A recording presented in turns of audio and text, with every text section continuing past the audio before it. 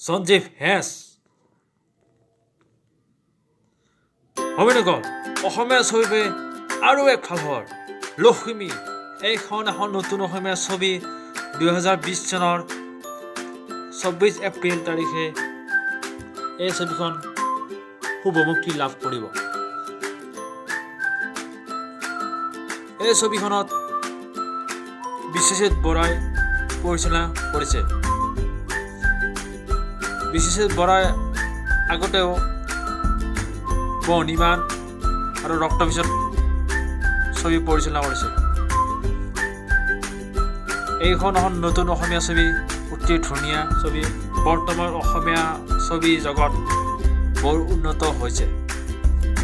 এয়া অসমীয়া ছবি ইণ্ডাষ্ট্ৰীৰ অতিকে ভাল খবৰ। সকলোৱে আহক।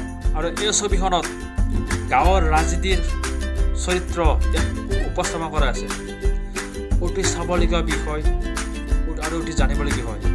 ইয়াত এজনী অভিনেতা লক্ষ্মী গাঁৱৰ তিৰোতা উপস্থাপন কৰা হৈছে।